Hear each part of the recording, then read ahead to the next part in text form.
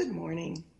My name is Diane Gelder, and I serve as the Outreach Trustee on your DuPage UU Church Board of Trustees. We want to welcome everyone this morning to our open and inclusive virtual community. As Unitarian Universalists, we hold that there are many spiritual paths to truth and meaning, and pledge to support one another as we explore these paths. We are so glad you were able to find us and join us for our live streamed service today.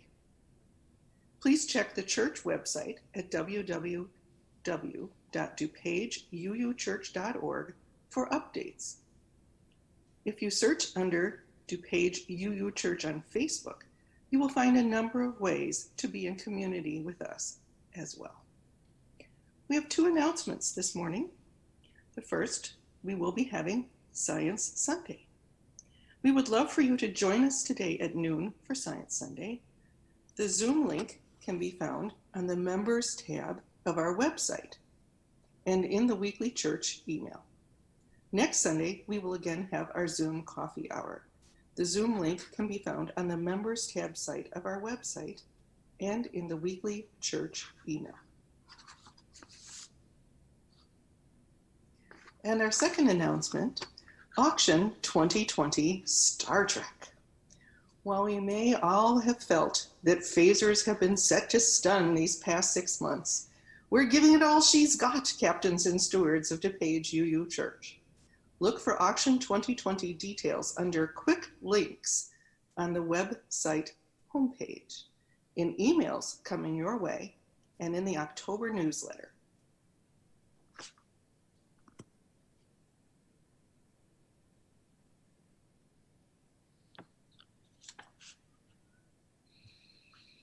Good morning.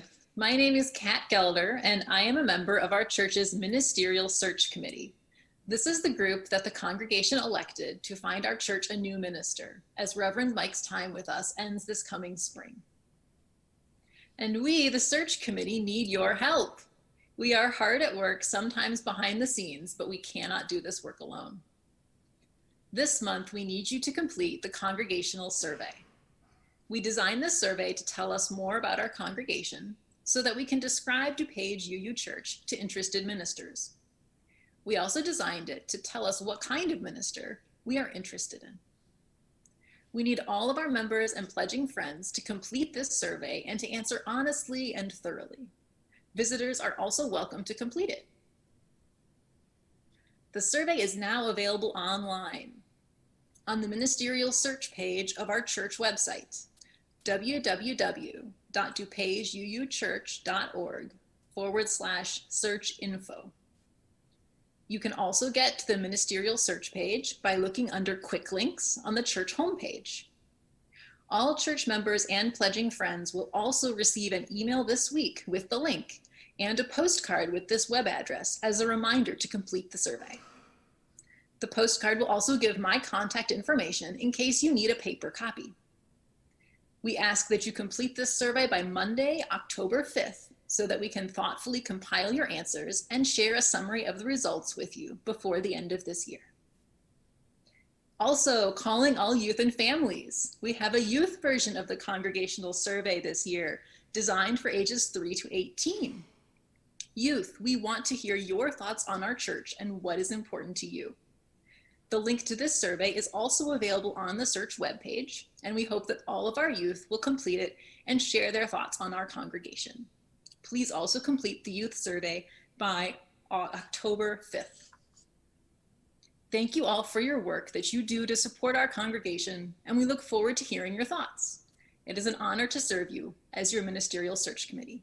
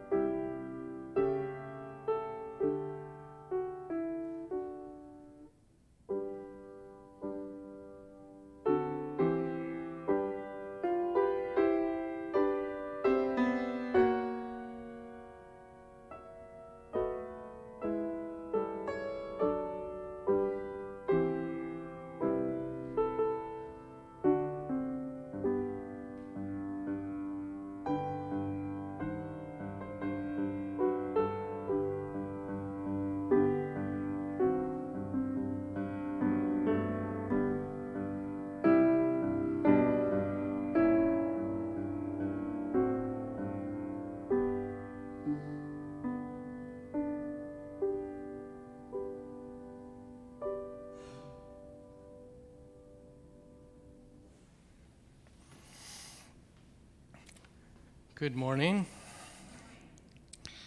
For anybody out there that is just joining us for the first time, I'm Reverend Mike Walker, the interim minister here. And I wanted to make a quick correction from the announcement that was just made. I'm actually going to be here through summer, not spring. I just didn't want everybody to expect that I was leaving 3 months early.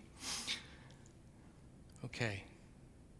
These words are by Sarah Getty McNeil. Come in from the crisp morning air outside. Come in wearing the autumn sunlight on your face. Come carrying the turning of the seasons in your heart. Whatever and however the greatness of life is speaking to you now, you are welcome here in our circle of friends.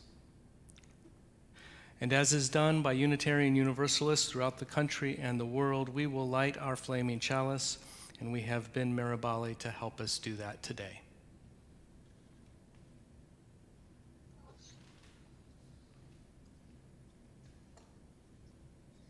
We light our chalice this morning for the words and deeds of prophetic people which challenge us to confront powers and structures of evil with justice, compassion, and the transforming power of love.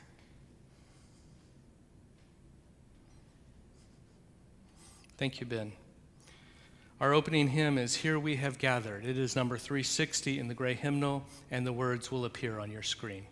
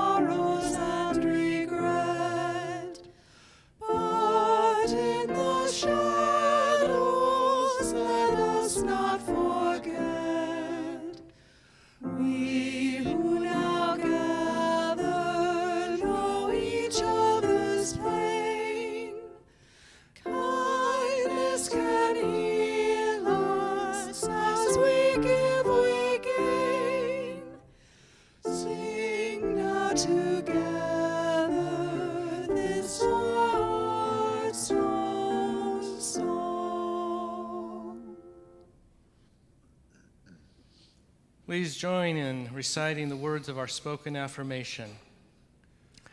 Love is the spirit of this church, and service its law. This is our great covenant, to dwell together in peace, to seek the truth in love, and to help one another.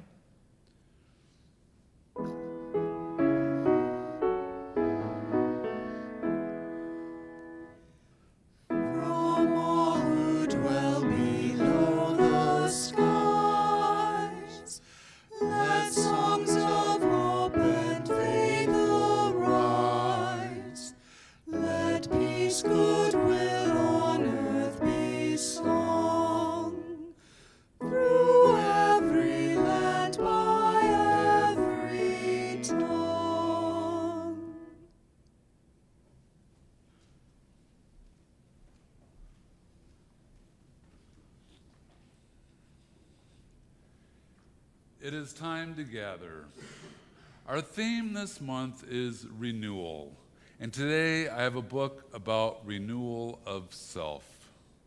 It's a simple message, but one that we should all be reminded of every now and then. The book is titled Be Who You Are by Todd Parr.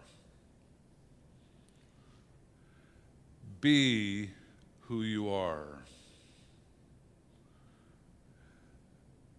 Be old, be young, be different, be a different color.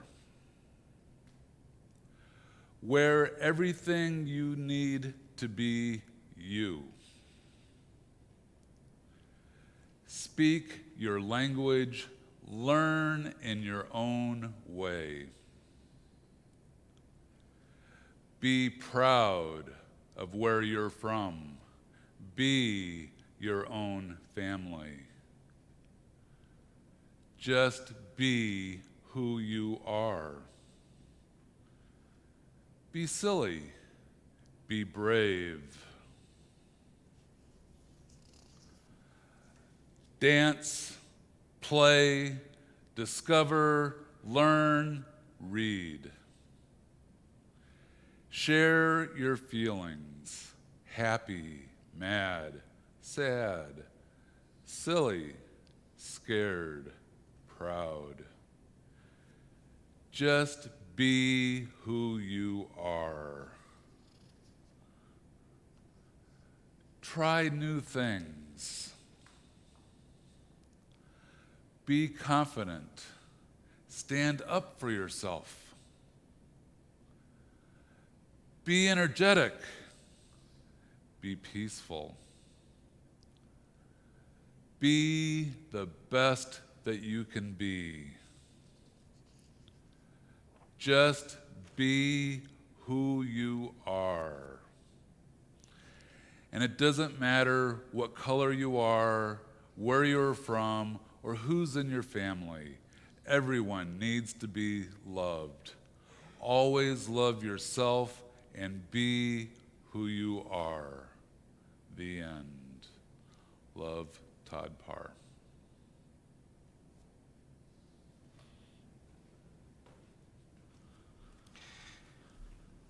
Last spring, well, really at the beginning of the pandemic, we had been planning on recognizing the anniversaries of many of our longtime members, and we put that off for a little while, but we've decided to do this today, and we have a recording from our Congregational Life Committee to recognize all of our long-term and stalwart members.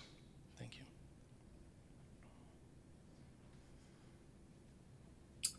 Good morning.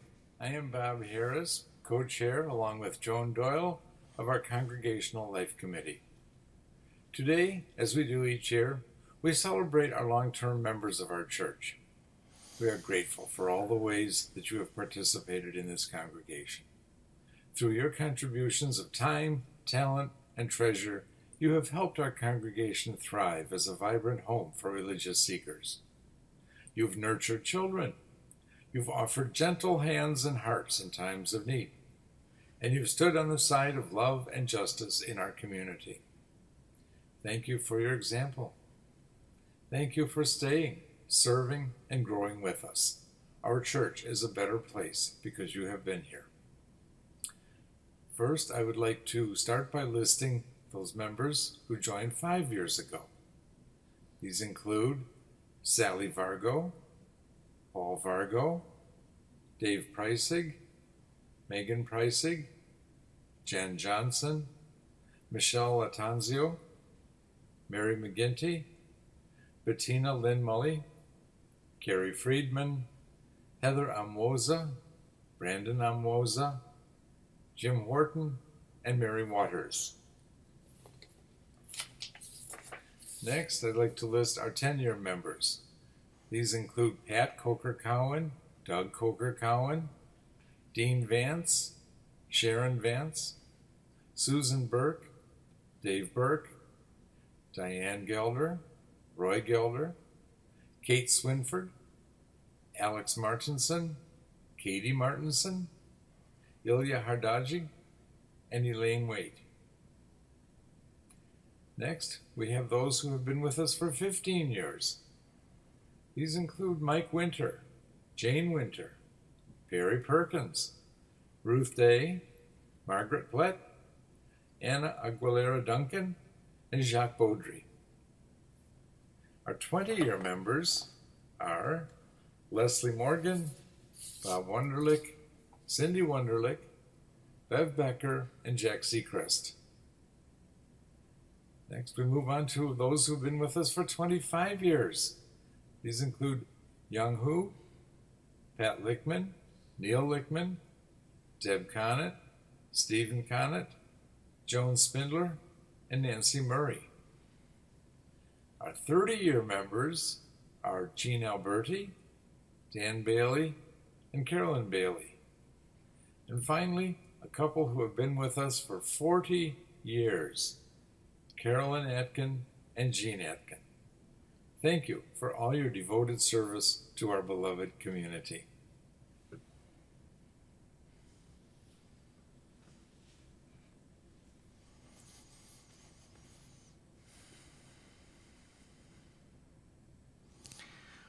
Recognizing the longevity of many of our church community members, as we have just done, serves to remind us that we are indeed a long-standing community of caring people. In our wider community, some are celebrating joys and some are facing their sorrows.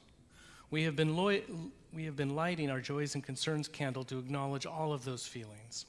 However, today there's a big loss that I think that many of us are feeling.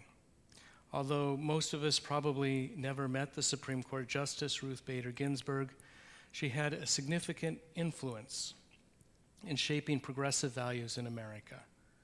It was a blow to many concerned about equity and equality for all that this champion of those values in the highest court has now died. Let us light our candle today in honor of Ruth Bader Ginsburg.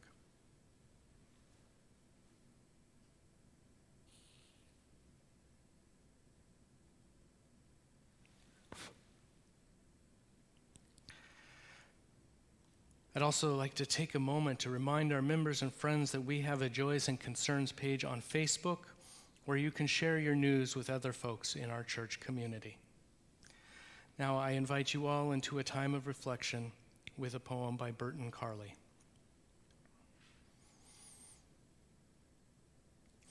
I do not know if the seasons remember their history or if the days and nights by which we count time remember their own passing.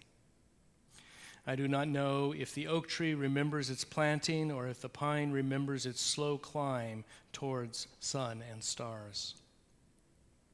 I do not know if the squirrel remembers last fall's gathering or if the blue jay remembers the meaning of snow. I do not know if the air remembers September or if the night remembers the moon. I do not know if the earth remembers the flowers from last spring or if the evergreen remembers that it shall stay so. Perhaps that is the reason for our births, to be the memory of creation. Perhaps salvation is something very different than anyone ever expected. Perhaps this will be the only question we will have to answer. What can you tell me about September?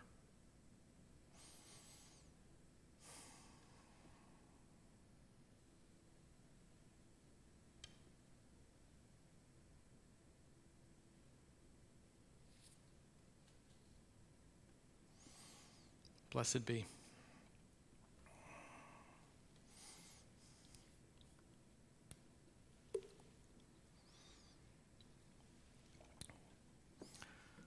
Well, I would like to wish you a happy equinox or happy Mabon to any pagans out there.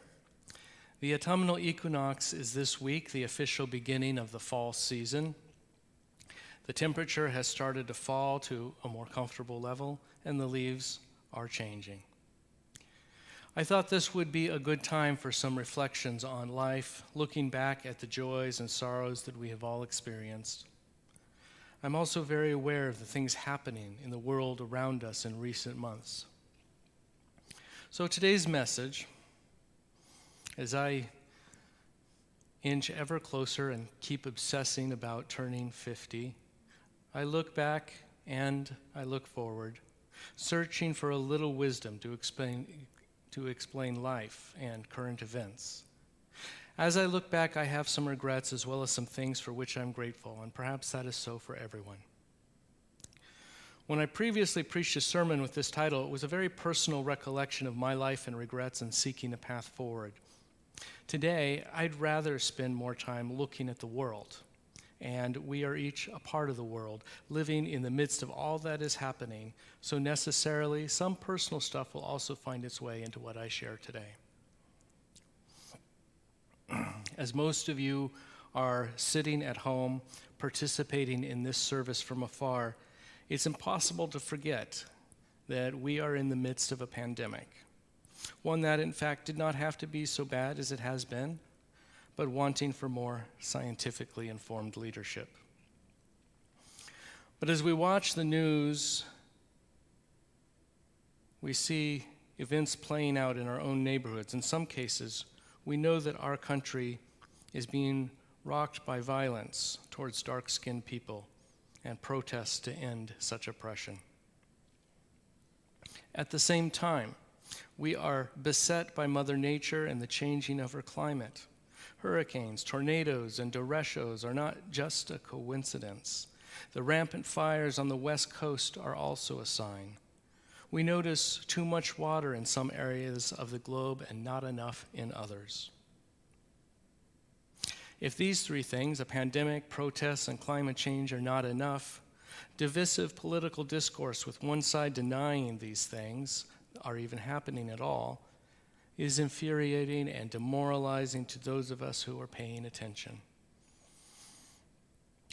We asked our chalice lighter to read our second UU source, which I share again so that we can consider the words and deeds of prophetic people which challenge us to confront powers and structures of evil with justice, compassion, and the transforming power of love.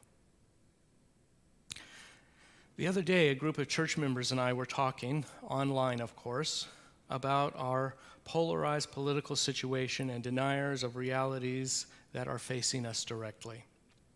About those who deny the existence of the coronavirus pandemic, who continue to flaunt their rights to be in public without a mask, many proclaiming that God will protect them.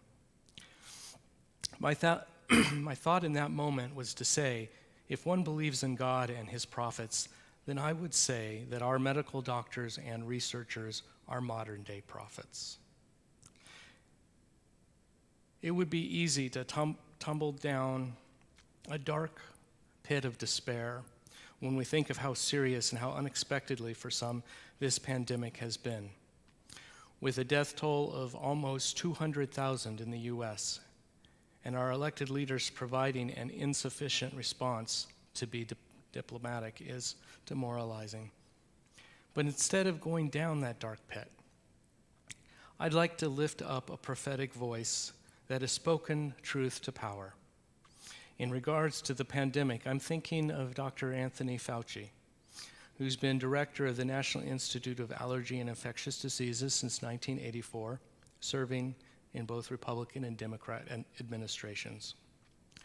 While every exemplar that we have ever known has proven to be human with feet of clay, it takes extraordinary resolve and bravery to stand against the tide of mob mentality and political polarization.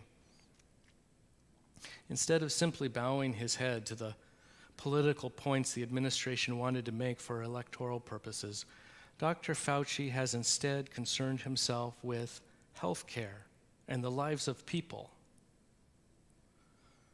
When it became necessary to publicly disagree with the president in the interest of saving people's lives, Dr. Fauci has done so. I am grateful for his prophetic voice. Speaking of keeping people alive, Another important movement that is so present in society and discourse recently is Black Lives Matter. We have all heard so many names of people whose lives were cut short for no good reason at all. We have heard of Trayvon Martin, Michael Brown, and Eric Garner. We have heard of Sandra Bland and Breonna Taylor. And the impetus for a massive effort to make change has been the man named George Floyd. But there are other names we do not hear, including others who have been victims, and all of these people's families, as well as prophetic voices are speaking out against the senseless killing of unarmed Black people. I'm thinking today of 3 women who started a movement that is now known to us all, the instigators of the Black Lives Movement. Alicia Garza, Patrisse Cullors, and Opal Tometi. 3 women who created a Black-centered movement putting a spotlight on oppression, injustice, and government-sanctioned murder. I am grateful for their prophetic voices. There is so much more to say, and I will return to this momentarily.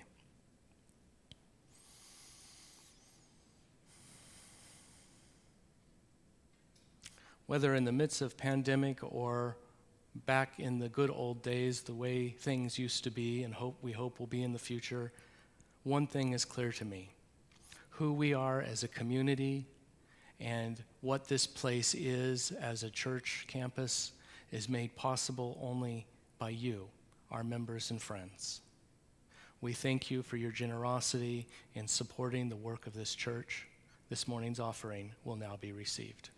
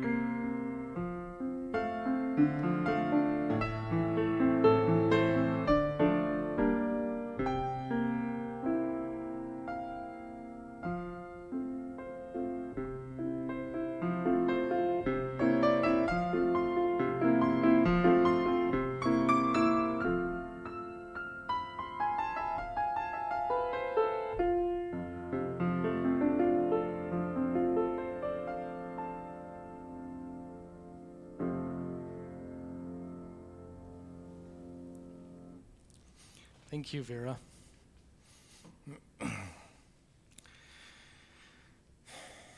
Do you hear them speaking? No, I'm not really asking if you're hearing voices. Instead, I encourage us to listen for the prophetic voices of those who are trying to lead us out of darkness.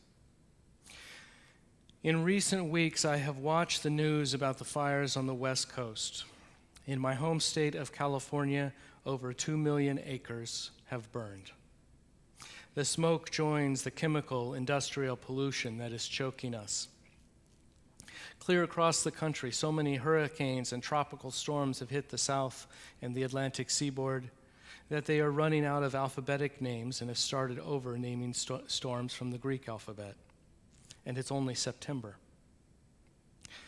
The oceans are rising, causing some low-lying island nations to plan for mass migrations of their populations. This has started already.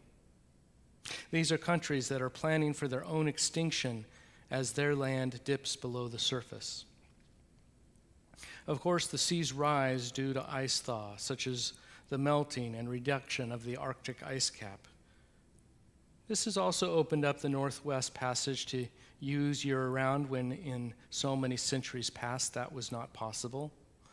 While new routes for trade and commerce may be good, the permanent loss of northern ice has a cascading effect on climate change around the world. In the midst of these and other examples of climate change, and in the face of climate change deniers, there has been many who speak out. So many efforts to correct the wrongs we, humanity in its hubris, have committed. But facing a wall of commercial and political interests has made these voices like whistles into the wind. Recently, one voice has risen above the others, a youth from Sweden, Greta Thunberg, who has asked the world to listen, stating that humanity is facing an existential crisis arising from climate change. She has stood up to bullies, telling her children should be seen but not heard, or that as a child she can't possibly know what she's talking about. But she has done what children and youth from across time and culture have done by pointing out the truths right in front of our noses, the inconvenient truths, as another climate activist, Vice President Al Gore, has called them. Refusing to be silenced in the face of such an existential crisis as the very future of life on Earth, Greta continues to speak out. And I am grateful for her prophetic voice. Finally, in this autumn of the worst of years, 2020, the year in which the punches just seem to keep on coming, I want to reflect on our wider society and the politics that has arisen. Often you have probably heard me decry the rancor in civil discourse, the angry mobs that seem to have left their critical faculties at the door, who have eschewed any learned consideration of the issues of the day. And so when someone has stood up against the animosities of culture, who has been a stalwart champion of gender equality and women's rights and the rights of all people, in fact, we should listen. I'd already said her name today, but again, Ruth Bader Ginsburg, for whom we lit our Joys and Concerns candle in honor of today, was the first Jewish woman to serve on the U.S. Supreme Court. She was appointed to that high perch after an already momentous career, using her legal prowess to argue for equal rights, whether that be for numerous cases applying to women, but also exhibited the very basic idea of equality when she argued a case for men to have the right to claim a caregiver deduction, or for a widower to be able to receive survivor benefits. She rightly argued on many occasions that equality applies to all people equally.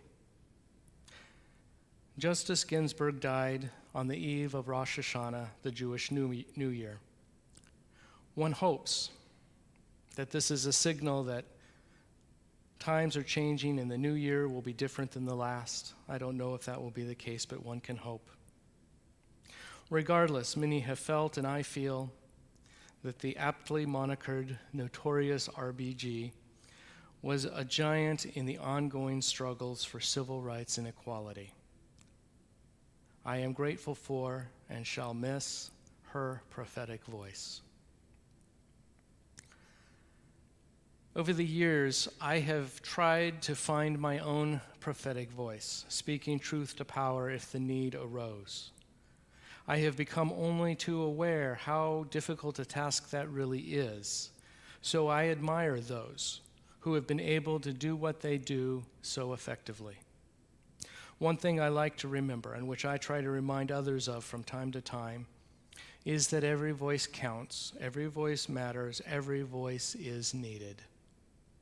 If my little voice here today causes a change of heart for someone or inspires someone to action, that is good.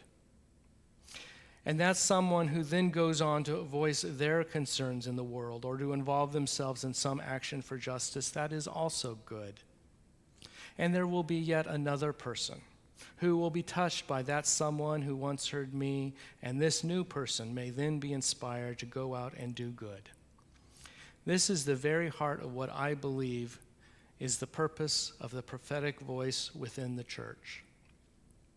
We come here to heal ourselves and to inspire and fire up ourselves so we can each then go out to help to heal the world. This brings me to my point of my autumnal reflections. That is your prophetic voice, your speaking out for justice, and your actions to promote peace and equality are just as important as my voice or the voices of the exemplars I have lifted up today. I am grateful for your prophetic voice. Do not be silent in times calling for your voice to be heard. Do not be still during times when your action is so needed. This is the time to rise up and change the world. We can afford to wait no longer. Yes, I am grateful for your prophetic voice. May it ever be so, and blessed be you all.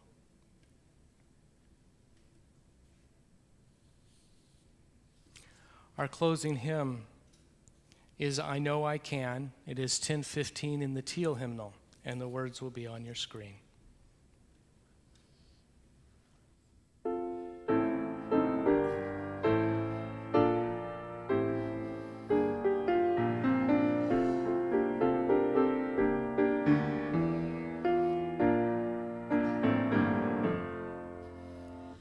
Though days be dark with storms and burdens weigh my heart, the troubles wait at every turn. I know I can go on.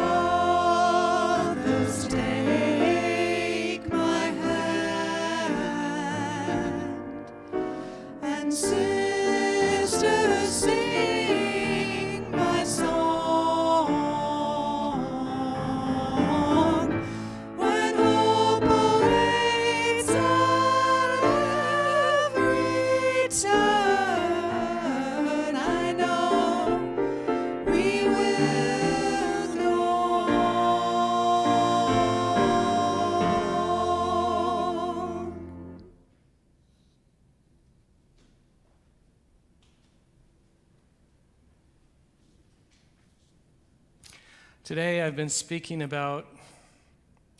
truth to power, about injustice and fighting for justice. I've been talking about history and our future. And earlier I mentioned our exemplars, our mentors, our heroes who have feet of clay. And I'm about to share something from such a person.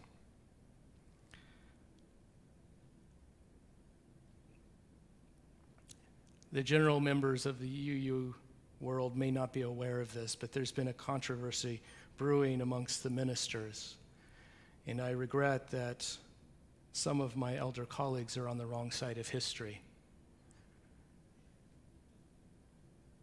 We recently had a whole bunch of ministers leave the UU Ministers Association, which is tantamount to leaving the denomination, leaving the church.